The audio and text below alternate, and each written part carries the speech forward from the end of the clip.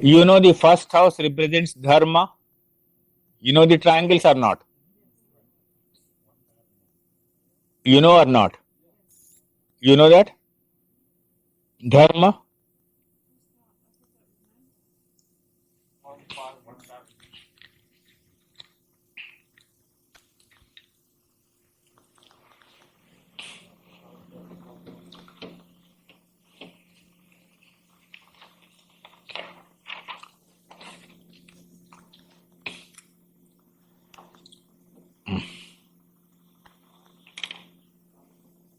One, 5, 9 represent dharma or religion. Triangle. Your ascendant, the fifth house and the ninth house.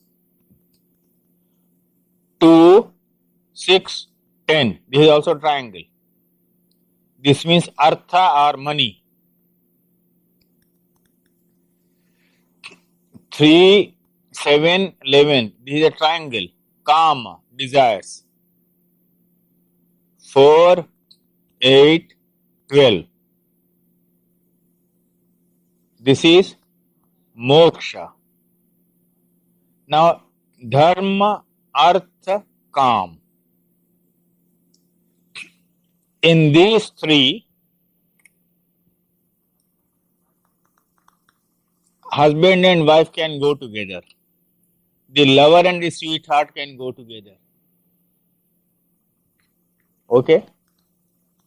In the three purusharthas, these are known as purushartha.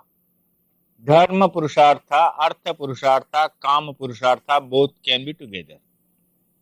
But when it comes to moksha, salvation, you have to go all alone. There is no question. Therefore, I said, when Helga was interviewing me, I said, he very contradictory things people in USA ask. They ask a question about spirituality and also relationship. So what do? I offer them illumination pills from Korea. Ask him.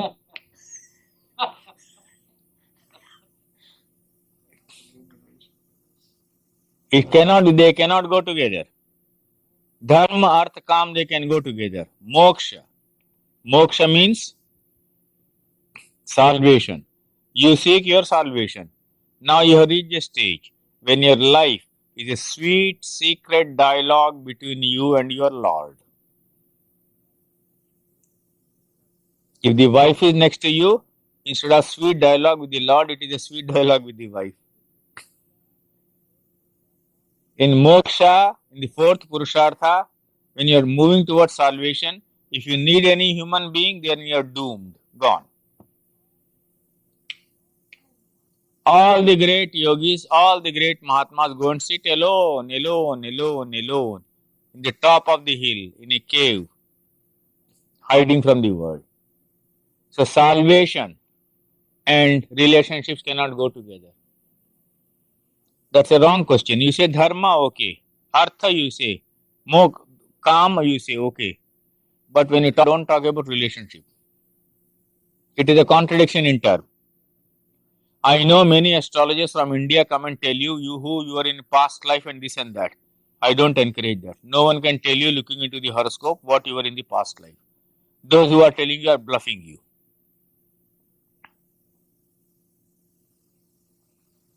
You don't take the blood assumption chart past life. Who has verified? Suppose I tell you in your past life you are a great yogi in Ceylon.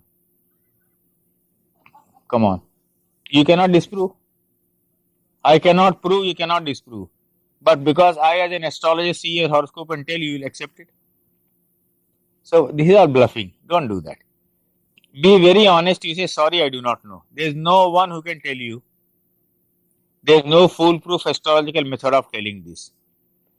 Now, when it comes to what you call the Nadi, I'm told some Nadi people come here, Bhrigu people come here and read it. Bhrigu, Nadi, they take the manuscripts and begin to read out. There also, you come to India, I'll take you to 20 Nadi people and you'll have 20 different past lives. I'll give my instance. Tell me which one appeals to you most. According to one Nadi reading, I was a prince in a state in my earlier life. Okay. May have been because I held high position in this life also. May have been all right.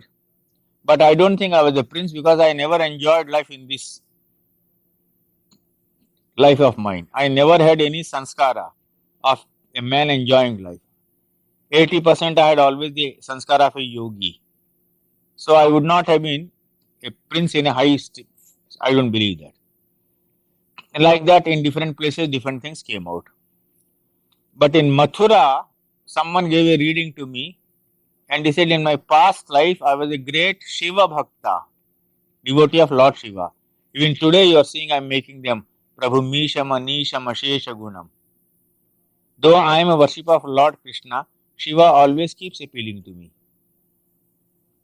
I was a great Shiva Bhakta and I had a wife who was an equally good devotee.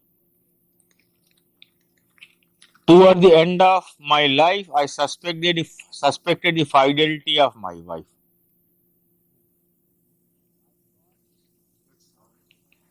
I caused grievous hurt to her emotionally. While dying, she laid a curse on me. In your next birth, you are not going to get salvation in this birth.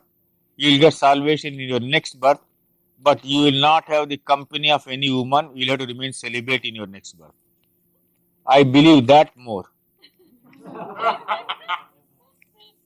You see, that appeals to me more because that appears very logical. According to the life I have led so far, I am 64 years today when I am talking before you. And an Indian at the age of 64 is an old man. Please remember that. In America, you begin to grow young from the age of 60. So I assume that you also don't try to predict the next life either. Huh? You don't try to predict the next No. life. Very simple. If you see good dasha, antardasha spiritually coming, tell the man, concentrate on your sadhana, leave it to God, the best can happen to you. Today I saw a horoscope of a lady. I liked it immensely. Oh, beautiful. I just fell in love with that horoscope. The reason was, one after another, she was getting a period of beautiful spiritual unfoldment. I said, no, nothing doing. I'm not going to tell you whether it's going to have moksha or not. All that I'm going to tell you is period of spiritual bliss is beautiful. That's enough. If you are getting a good period for spiritual bliss, it has to finally give you moksha. Whether you get in this birth or next birth does not matter. You may get it in the next birth. Why do you want everything in one birth? It takes thousands of births for you to get moksha. There is a typical story told in India. Two spiritual practitioners were practicing very hard, beautifully. And spiritual practitioner practicing very hard means giving up everything. Please remember. That rigorous Indian discipline known as Madhukari is what you can never do in USA. I have given that in my Yogi's Destiny Wheel of Time, explaining. Madhukari means the Guru initiates you and says, go, you will not accumulate anything, you will not even keep food for tomorrow. Every day you will go to beg in one house. Some rice or whatever you eat. If you are not given anything in that house, you will have to come back and starve whole of the day. So in India, my mother, my grandmother, if they saw a beggar coming in the front of the house, first thing they will leave all the work and go first give to him. He may be a spiritual practitioner. If I don't give him, the poor boy will suffer whole of the day. That tradition continues in India even now.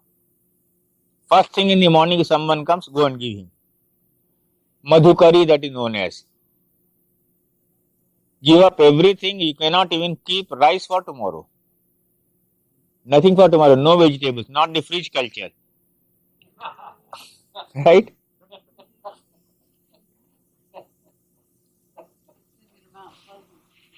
Oh. Pardon? They send you to the mental hospital if you did that here. Yes, they'll send you to the mental hospital.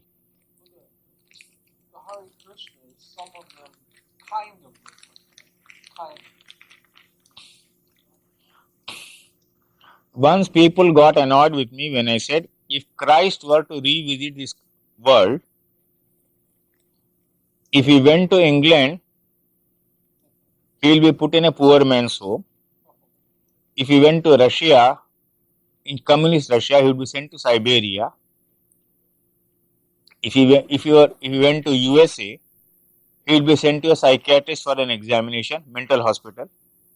But if he came to India, we would accept him as a fakir and bow down before him. Because in India, we have this tradition.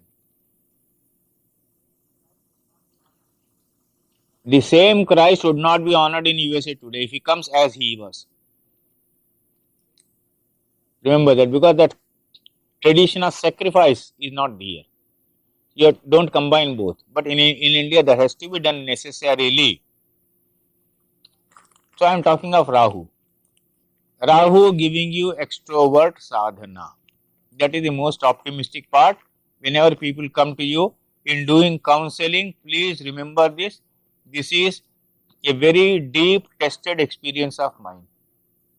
Whatever may be the placement of Rahu in a horoscope, when a person is coming to you in the Rahu period or Rahu sub period, tell him, apart from all other things, please do some extrovert sadhana.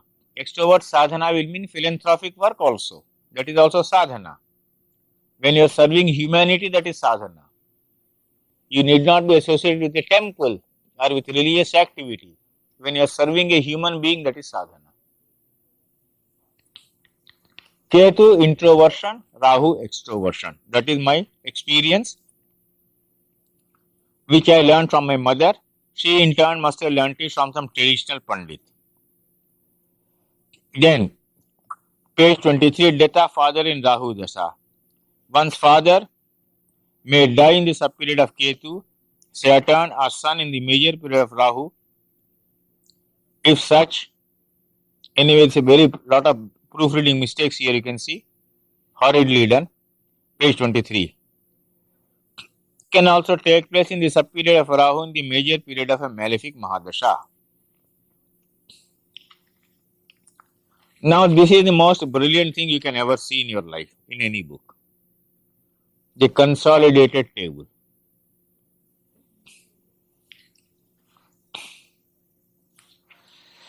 The books refer to MS, Mansagari, JB, Jataka Bharnam, SC, Sarvat, Chintan, page 24 and 25. PD, Phaladipika, UK, Uttar Kalamrit, LP, Laghu Parashari, BPH, Brihat Parashari, and then bird's eye view of classic say. You may just see that repeatedly. Now, snapshot predictions on the basis of Rahu's position.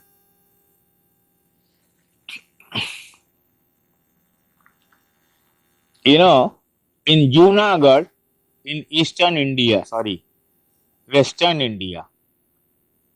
Gujarat, there is one astrologer who makes all his predictions on the basis of Rahu only.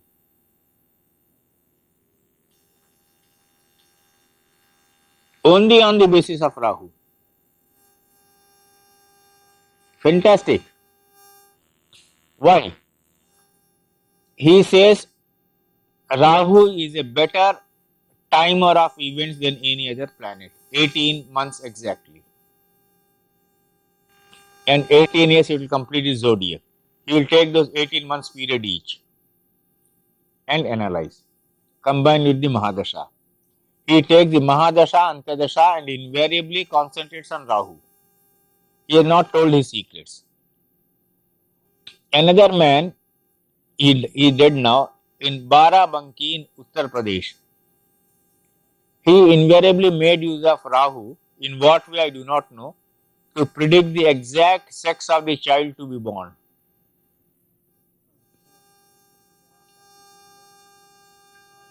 These are all family secrets not given in any book, but he made use of them.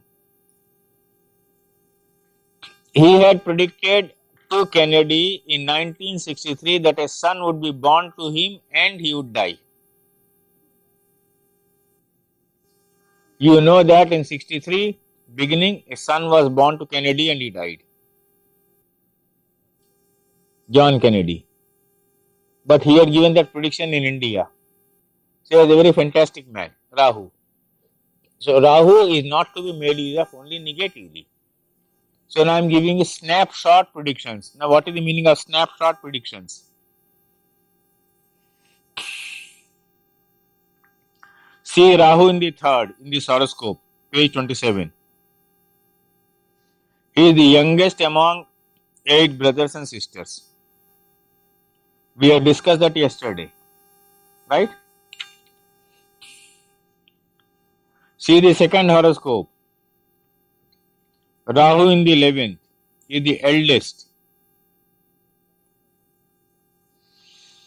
Then Rahu at a glance dynamically. See the horoscope. Rahu in the 7th.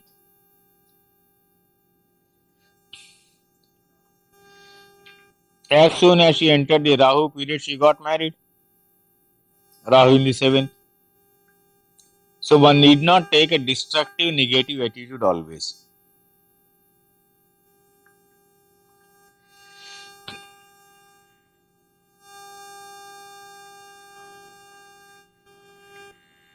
Now, Rahu and education. Rahu in the 7th house with Mars exalted, the 5th lord. Right? I told you always take the 5th house and the 5th lord for education, not the 4th house. In this horoscope, Rahu is with the 5th lord of education. Mars, who is exalted in Capricorn. She was a good student because she got the dasha of Mars till the age of 12. Later in the Rahu period, she became even a better student because of the association of Rahu with an exalted 5th lord. In the Rahu dasha, she stood first class first in the university examination. But Rahu is also in the 7th house. So she got married also in Rahu dasha. With the 5th lord, she became a mother also. So Rahu dasha proved very favorable for her. Go to the next, Rahu and hospitalization. In this horoscope, Rahu is in the 12th house. Badly aspected, you see, by Mars and Saturn. Right? Clear?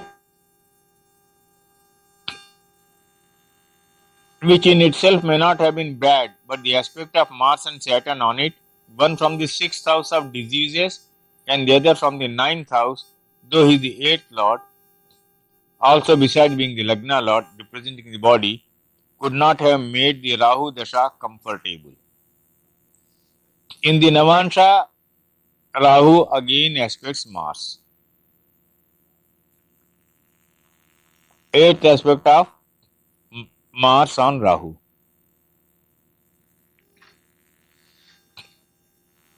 Venus as the 7th and 12th lord gets connected with Rahu. Venus represents the 12th house of hospitals. In the Rahu period, this person was seriously sick and hospitalized. Marriage and children. Now here an interesting way of looking at a horoscope. Here Rahu is in the 6th house, aspected by Saturn, the 5th lord, the child giver. In the Navansha, Rahu is with Mars.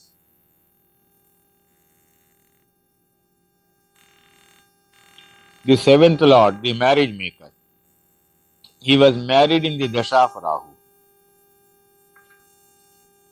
So Rahu is taking on the qualities of the planets and the duties of the planets with whom Rahu is getting associated. What about the nakshatra position? That is coming later. Those things have been anticipated, that will come towards the end.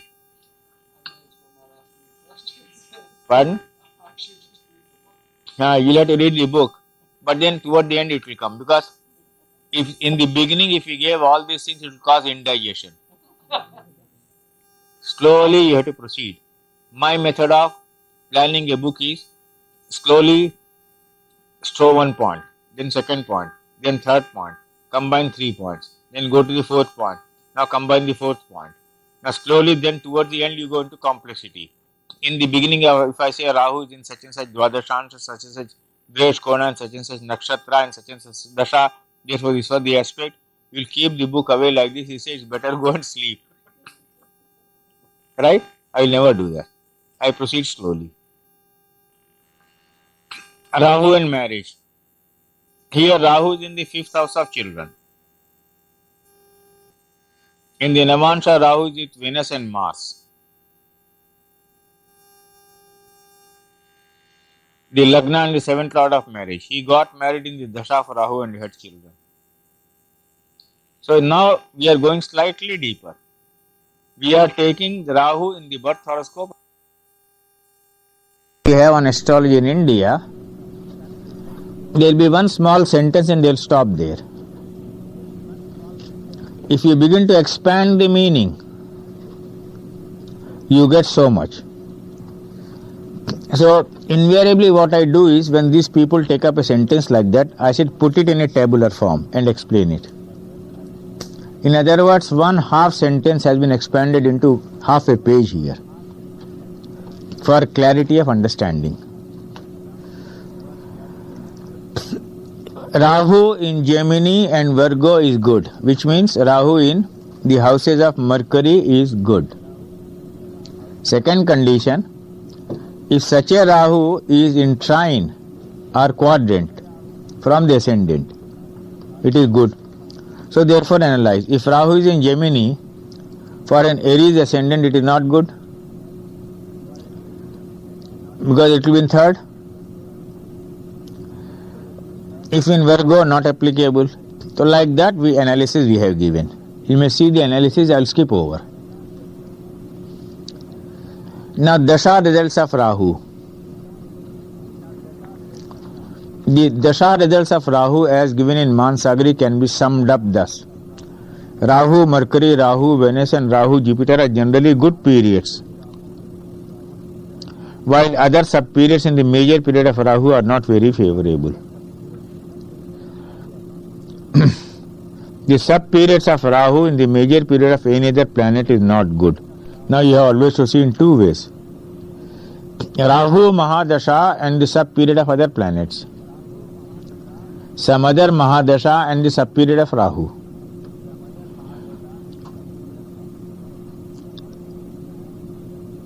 Note, in the joint discussion I had with my guide K.N. Rao, the following tentative formulations are worth considering. Now this is how I give to these people some formulations of mine which I have observed over a period of time and ask them to test them. 1. Rahu Mercury can be period of mental aberrations. Mansagri of course says Rahu Mercury is good. But I have found Rahu Mercury is a period when you commit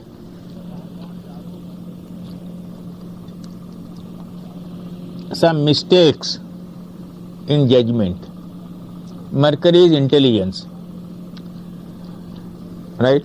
Rahu is a planet which can mislead you. So therefore be careful, particularly if in a horoscope they are badly placed. Mansagri will give one principle and stop there. You take that principle, Rahu Mercury will be favorable. But Rahu Mercury can also be unfavorable. Rahu Venus periods are most difficult to predict. Examples will be given later. Instead of giving examples later, I think I should give examples right now. Will you please give me this astrology and karma?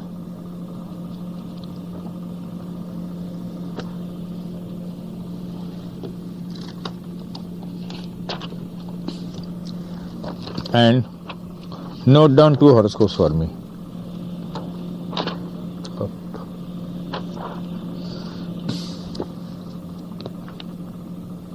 Rahu, Venus, Venus, Rahu. I will always ask you to judge these periods very carefully.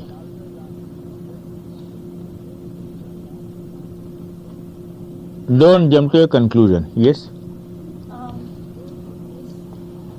I've heard that generally Ketu is the planet of past karma and Rahu, the karma that is to be Rahu?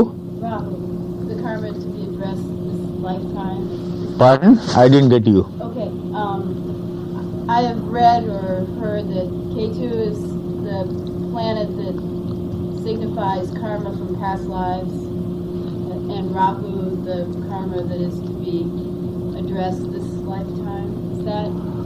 Who has given you that theory? That's Western astrology, typical Western astrology. Beta Bahar said that. Huh? Is that not? I mean, is it? No, that is a very hasty generalization. That should never be done. Every planet in your horoscope is giving you the results of past karma. Please read my book Astrology and Karma very carefully. I have given more than 55 examples. If you take only Rahu as giving you the results of past karma, you are disintegrating astrology. Who gave that, you said? I read that in some books by Beta Bahar. No, he doesn't know much astrology. He knows theory part of very well. He has done no research.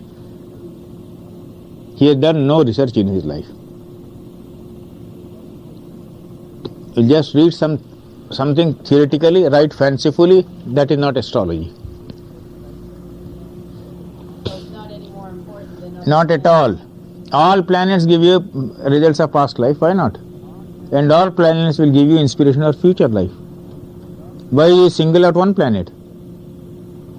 Now, some people have given it fancifully, so they write fancifully. It appeals to you. It is not so. The moment you are born, what you have been allotted is the results of karmas of past life. Some section has been taken out. That is your horoscope. So why should only one planet be responsible? Why not all planets? What is logical? Right?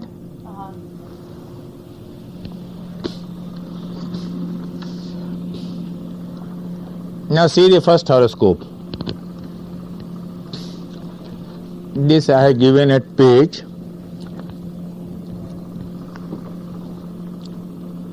60 and 61 of Astrology and Karma. Huh? Page 59 and 60. Okay. Now these are very brilliant examples. You know, my book contain examples of horoscopes in which I have given prediction in advance. Mine are not post-mortem studies. 90% of the horoscopes I give in my books are those where I gave a prediction in advance, or I verified an event without your having to tell me. So that is almost like a prediction. This person came to me. The only background I had about him was that he is a retired Supreme Court Judge of India. A very big post, right? He came and put before me two horoscopes. One with Taurus ascendant, the other with Gemini. He said, I do not know which one is correct. 9th house is the house of judiciary. Right? I said, there is no question. You have been a Supreme Court judge. You held such an important position. So straight away the 9th house has to be brilliant for you. Very lucky man. But was he so lucky?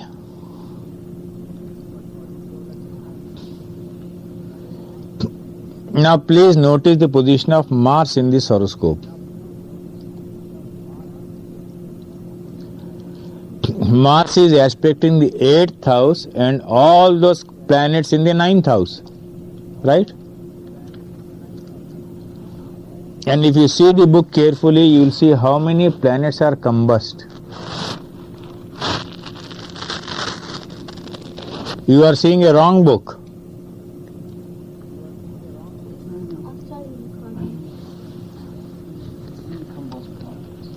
How many planets are combust?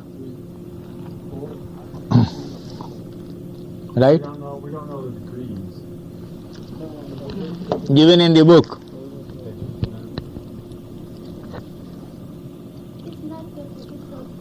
Page 61, it is given in the book. Pardon? It is given in the book.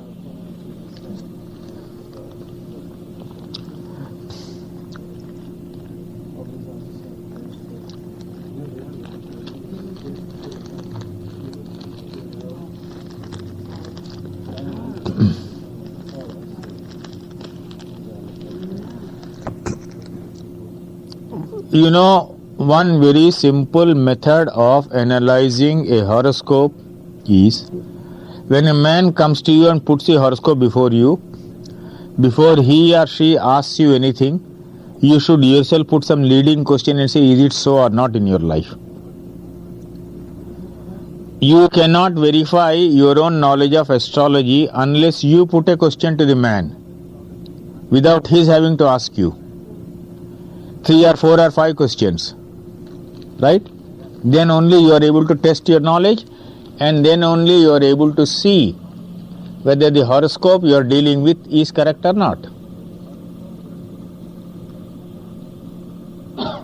If you come and begin to tell all the story of your life, what you have done is, you have given me 500% chance to exploit you. 1. And the so-called counseling that is done is meaningless. I have to see the problem in your horoscope myself without you having to tell me. The test of any sound astrologer is this. He will look into your horoscope, ask you some questions. Is this so and so in your life or not? He says yes. Then you take his help. 20, 30, 40% work you must do yourself first hand. You see, in all my books, I have given examples of people who, before they came to me, I typed out some prediction and gave to them. Comment on it. Even if 60% of this has come out correct, it means what? It means I am dealing with a correct horoscope, and you will say this man K.N. Rao either has found out this information about me or he really knows astrology. Right? If you think I am a dishonest man, then you think I will have found out information about you. If you think I am an honest man, you say this man wants to do the job honestly. And if I go wrong, I say sorry, I am going wrong. The man who cannot say I am going wrong is the man who is never going to improve in his life. I have told you 99% of the Indian astrologers are cheats. As an Indian, I am telling you, be careful. So don't pass on the information yourself.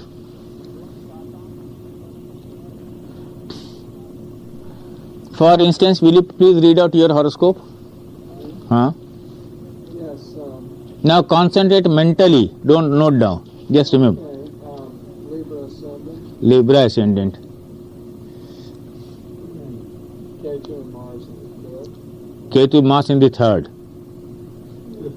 In? I'm sorry, in the sixth. In the fifth. Sixth. Ketu and Mars in the sixth. Hmm.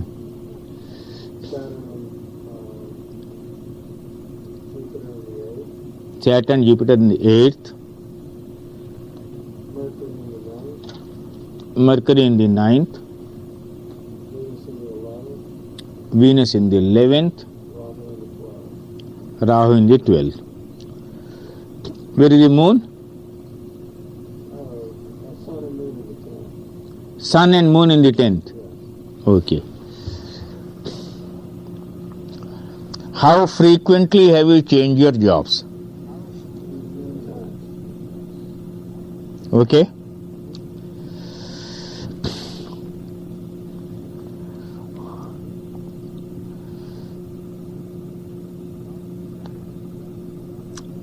How many times have you gone abroad, and what is your connection monetarily with a foreign country or a long distance place? Never abroad. But you have some business connection in USA from a long distance place or what? Where are you working? I'm self-employed. You are self-employed. Earlier, what are you doing? Some business. I teach dancing. Pardon? Dancing. Venus in your 11th house. 11th house. Okay. You are teaching dancing. But for the sake of dancing, for performance or any such thing, have you to move out of your place also? Have I done what? Have you to take any troupe outside or have you to move out of your place also for your work? I'm still not sure what. Are you traveling around these dancing? Just locally. Huh? Just locally. Just locally. Okay. Anyway, that will take you 1. 2.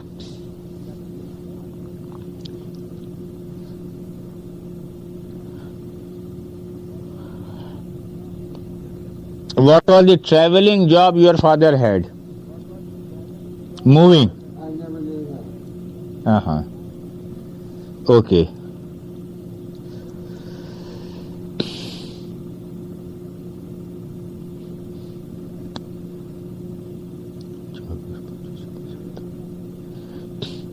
Between the ages of 27 and 34, did you marry or was it a strong relationship? Yes. I'm married. You married. When? At what age? 26. Right. 27. Close to 27. Now, have I found out this information from him? Is the horoscope correct or not? I have very some shortcut methods. I have not asked for dasha, I have not asked for navansha, I have not asked for degrees. But I can do it like this. Okay. Now that is the birth of 1942. No, 40. 41. Okay?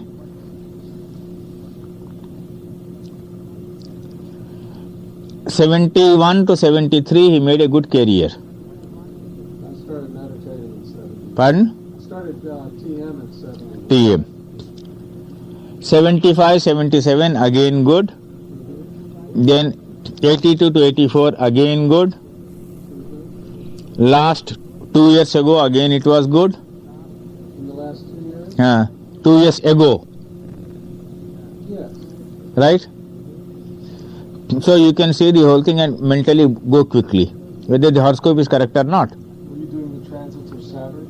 I am doing transits of many things, some progressions, simultaneously. This is the Bhrigu transit, right? Now, I'll do something more.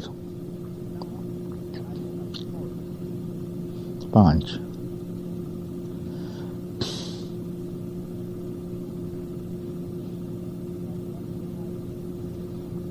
Like that, then I'll see the dasha, antadasha, make an analysis, then ask you questions. Can you tell us more about the method you were just using? These bigger I make a simultaneous progression of all the planets mentally. How? Is Exactly. the year progression? Not year progression. It's another. I'm writing a book on Bhrigu progression. When it comes out, you will come to know. It is not the progression you do in the West. It is a very brilliant progression of India. It never goes wrong. Because there's a method in the West called the solar arc progression. No, that is all right. Solar arc progression and Varshphal, these things are well known. But Bhrigu progressions are the most brilliant. Bhrigu, so I've been working on it. Now, coming back, in this horoscope, I asked, when I saw the horoscope, he said he had some doubt whether it was Gemini or Taurus. I worked out his dasha periods. An astrologer has to have a very high level of intelligence. The tragedy of Indian history has been the best educated men moved out of the astrological traditions. I, for example, am a Brahmin. Brahmins always monopolized education in India. After the British rule, we started accepting jobs under the government. And the best among us became doctors, engineers, government servants. I was a government servant till 1990. And the worst one who could achieve nothing in life became an astrologer. So astrology went into wrong hands in India.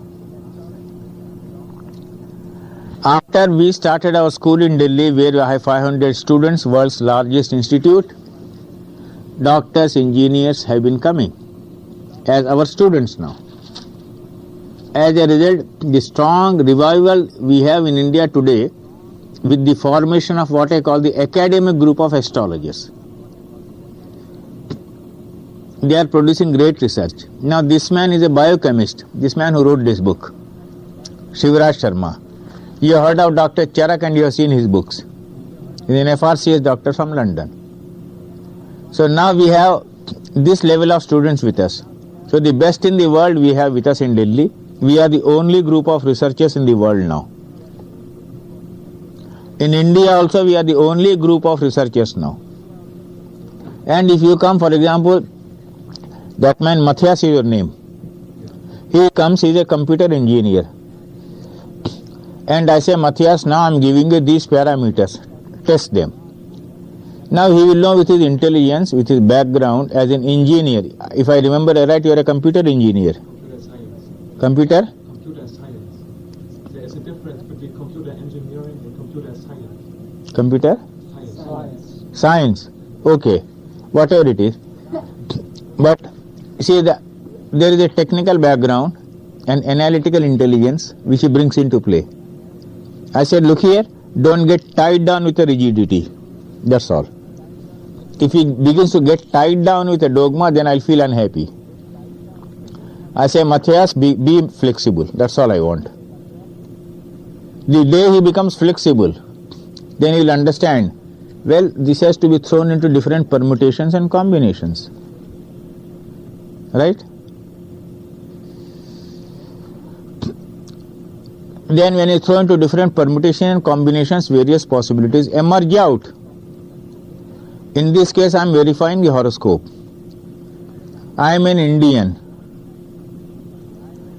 born in 1931. In 1945, 46, 47, I was a boy of 14, 15, 16 years. What happened in India in those years is well known to me, because I was not a small child then. And I was a very avid newspaper reader. Being the son of a journalist, we are getting 18 newspapers in the house every day. 18, 1-8. And I was totally abreast of all political and other economic developments all over the world as a boy of 14 or 15. So when he came, I was seeing the horoscope. Between 1945 and 1947, he was having the dasha of Rahu Venus. We started with this Rahu Venus period, remember? Right? Rahu Venus.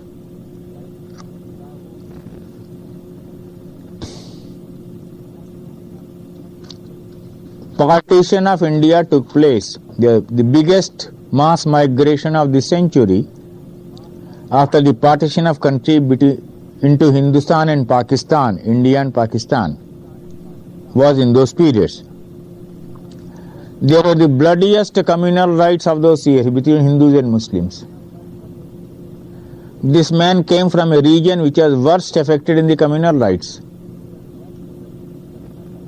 So when you are seeing the horoscope, you see this man between 1945 and 1947. What happened to him? That immediately struck me. And it was the period of Rahu Venus. That is very significant from my point of view. Rahu Venus. Rahu in the 11th house. Venus combust. Venus is also the Lagna Lord in the 6th house, aspected by Mars.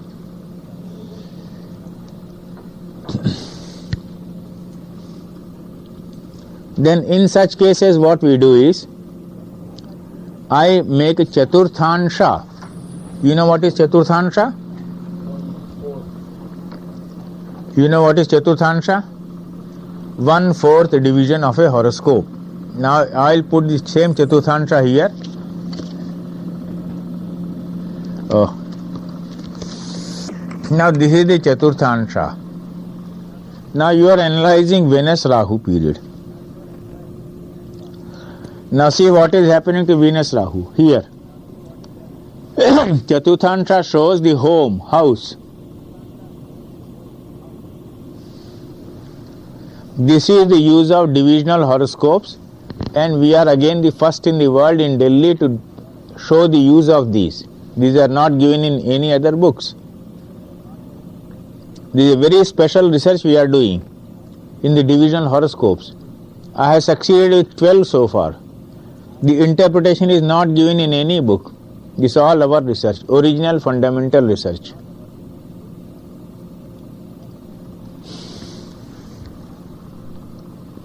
Where is Rahu in the birth horoscope, in the Chaturthansha? Here. And where is Venus? In the 6th. And Venus is lord of which houses? 7th and 12th. 12th is migration. Movement away. Right? From Rahu, Venus is in the 6th house. If planets are placed in quadrants and trines from each other, it is good. If they are placed in 6 and 8 from each other, it is bad. Basic principle of the interpretation of Vinshottari Dasha. Now, Venus is in the 6th as the 12th lord and is the 6th from Rahu.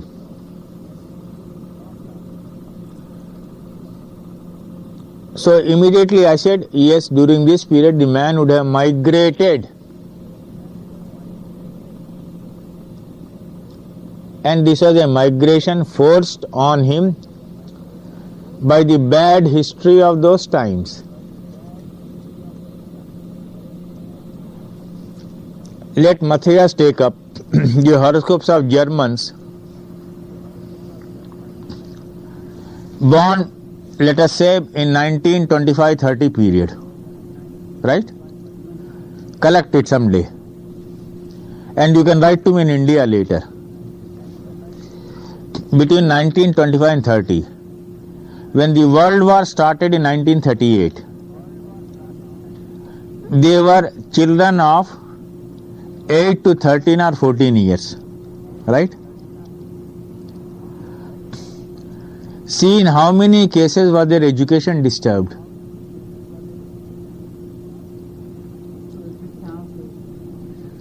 You will see that, because when a world war is taking place, what happened in Germany I do not know.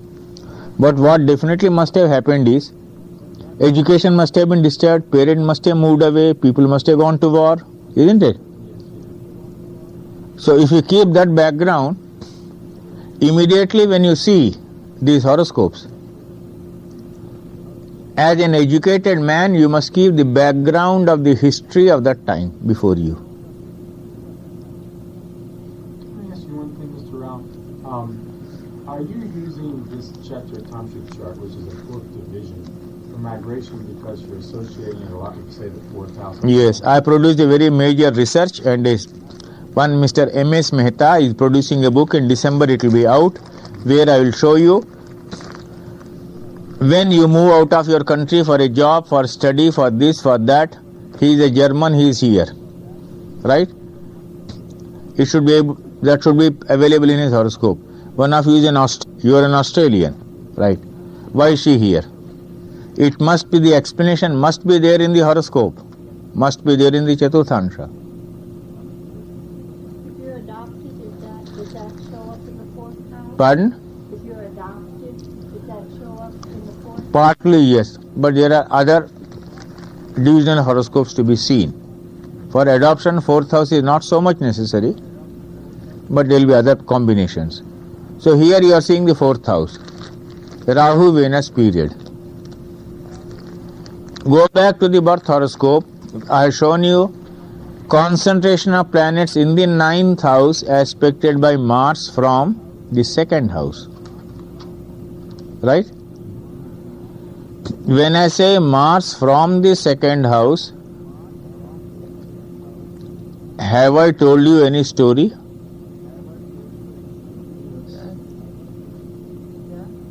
Pardon?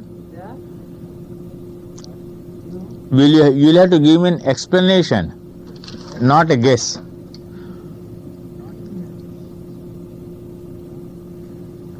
Certainly, the rule that Mars in the 2nd house can disturb family life. Okay.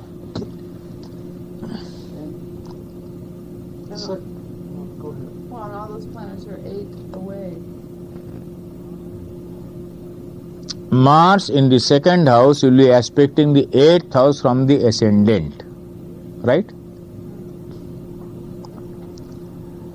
The 8th house from the ascendant contains what is known as the 22nd Dresh Korna. Please, read Dr. Charak's medical astrology very carefully. Read that very carefully. I don't know whether you have the book here or not. Do you have them in the store? Read that very carefully. Medical astrology of Dr. K.S. Charak.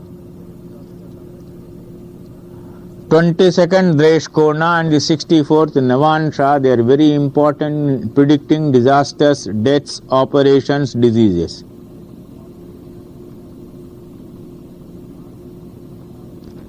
Mars in the 2nd house, in this case, if you watch the degree, how much is the degree of the Lagna? Lagna's degree. 15. Pardon? 15. 15. And Mars? You see the same degree, right? So Mars is aspecting the 15 degrees of the 8th house.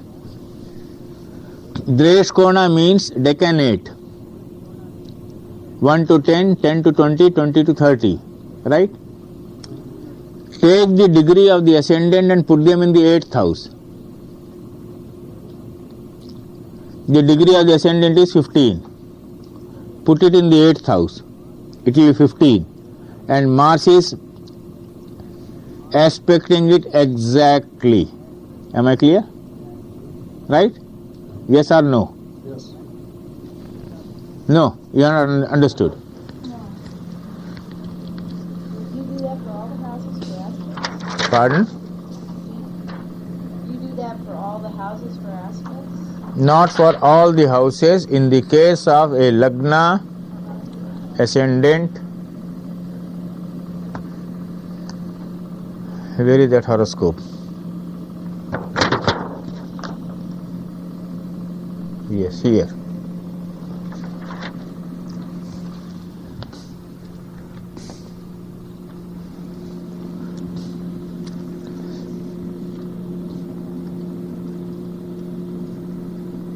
$15 degrees, right? Put the same degree here, 8th house of the ascendant. So you get 15 degrees here, right? Because that is where the 64th Navamsha and the 22nd Drekana begin, exactly at that point.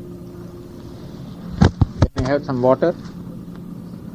Yeah, it's 63 Navamshas equals 7 complete houses. And so then that's the beginning of You take the degree of the moon and put it in the 8th house. That becomes the 64th Navansha. You take the degree of the Lagna and put it in the 8th house. That becomes 22nd Dresh Kona. Clear? Clear? Put it in the 8th house exactly. Thank you. Now here the 22nd Dresh Kona falls in Sagittarius at 15 degrees, which is exactly being aspected by Mars, the planet of violence. Right? And then touching the 8th house, Mars's 8th aspect is falling on the 9th house, on the entire constellation of planets in the 9th house. Right? Was there a criminal, someone that he sentenced that maybe tried to kill him? What happened was, during the partition of the country, frenzied mob of Muslims came and right before him murdered all his brothers, all his sisters, and both of his parents. Ninth house is father. Fourth lord is mother. Third is siblings. Right in his presence, he escaped somehow. The sole survivor, he ran away. In Rahu Venus period, such terrible things can also happen. Venus Rahu, Rahu Venus. So one has to be careful in making a prediction. So why do you feel he escaped in this chart? There was longevity available. Even though Mars is aspecting his 22nd. I had no occasion to examine why he escaped because he was present before me. Alive. Right? So I know he had escaped. Now what happened? In Rahu Venus period he suffered such a terrible this thing. Now remember, Saturn is the Yoga Karaka planet for Taurus. Yoga Karaka, 9th and 10th Lord. After Rahu would come the period of Jupiter, after Jupiter would come the period of Saturn. So while he suffered in the Rahu period, he recovered in the Jupiter period and rose to the pinnacle of judicial post in the Saturn period. The horoscope appeals to you straight away now, right? I'm sorry, but I'm lost on that. Can you just translate Rekana or whatever? I don't know. Dekana. Dekana. What is that? What is the degree of your ascendant? Tell me. You describe your horoscope. Taurus rising. Okay. Like 20. 20 degrees. 20 degrees. More than 20 or less than 20? 10. Pardon? Rohini, I know. Rohini. Rohini will be from 10 degrees to 23, 20. I think it's 10, 10. okay. So it is 10, 10, 10. You make a threefold division of a Rashi. 0 to 10, then up to 20, then up to 30. So you fall in the first part or the second part and the third part, that's all. Decanate means what? That is decanate, that is Dreshkona. Drekkana. Okay?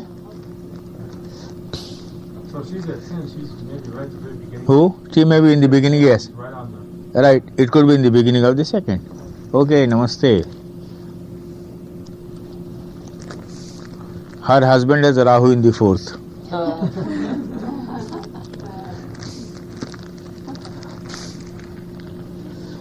Now, what are you seeing? Now go to the other horoscope. These I have given in my astrology and karma and not here. But I am taking from both because simultaneously, when he was writing the book, I was also completing my book, which is the other one here.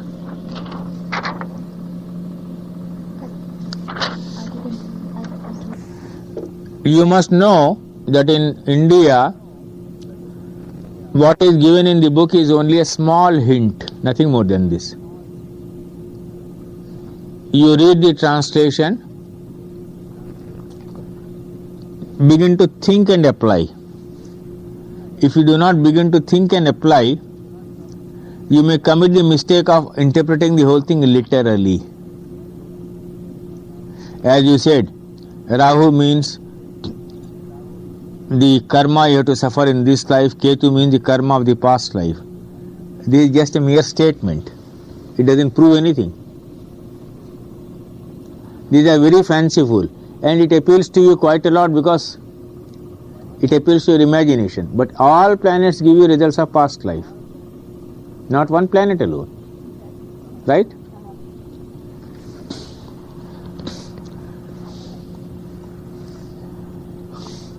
Now please see this horoscope. Aquarius ascendant, right? In 1985, when I was posted in the state of Orissa in India as Accountant General, he came to meet me. He showed me the horoscope and asked me a question, whether he would ever be elevated to the Supreme Court of India. He was a High Court judge already.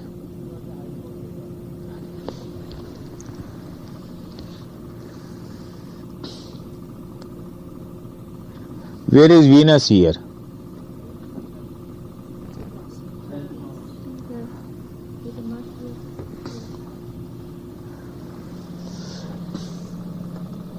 Okay? No. You are able to see it? Venus in the 10th house with Mars. It's a combination of the 5th Lord, 9th Lord and the 10th Lord in the 10th house, giving a brilliant Raj Yoga. Right? Typical Parashari Raj Yoga. Rahu is in the ascendant and from Rahu it is again in the 10th. Beautifully placed in quadrants from Rahu. In Rahu Venus period he became a High Court judge. In the earlier case I showed you Rahu Venus period proved disastrous for him. In this case Rahu Venus period proved extraordinarily good for him. If you were to take only one simple principle of Mansagari, that Rahu Venus will be good, you will commit a mistake. I am warning you, please. With all respect to the writers of books in India, including that great writer of Mansagari, he has given one principle, Rahu Venus will be good, but it is not so. Rahu Venus may be good, it may be bad. I am showing you contrasting examples. In the earlier case I showed you, Rahu Venus proved so disastrous that right before his eyes, his parents, his brothers, his sisters, everyone was butchered by frenzied mob of Muslims. And alone he survived, days together walking hungry, reached Delhi. It was a terrible agonizing experience for him. In this case Rahu Venus proved extraordinarily good for him. You had mentioned last night that the fourth lord or the fourth house is the seat of government, to look for it in a politician. The seat of government, in this case the fourth lord is also in the 10th. Is it also the seat for a judge? Correct. Seat for a judge, elevation, 9th and the 10th lord also. Moon, Mercury and Venus is combination of 4th and 5th lord. Mars and Venus combination of 9th and 10th lord. Mercury and Mars is a combination of 5th and 10th lord. 3 Raj Yogas are being formed in the 10th house. Venus has joined in 2 Raj Yogas. How old was he when he got this position? He was born in 1933. To 1985, he was 51 years. Because he has a strong Kalasarpa yoga. Now don't make too much of Kalasarpa yoga. If you make too much of Kalasarpa yoga, I will exploit you and ask you to pay me $2,000. Kalasarpa yoga, people who frighten talk nonsense. I was going to say something good. No, talk nonsense. A major research on Kalasarpa yoga has been done by Zad Ansari, our colleague in Delhi. I have not been able to publish the book yet because part 1 he has given in advanced techniques of astrological prediction. You can see Kalasarpa yoga. Part 2, part 3, part 4 he has completed. I had to go back and compile that into a book form. So don't make too much of Kalasarpa yoga. That is a money spinner for an astrologer. He makes use of the Rahu in your horoscopes and fills his pocket with your dollars. Don't get trapped.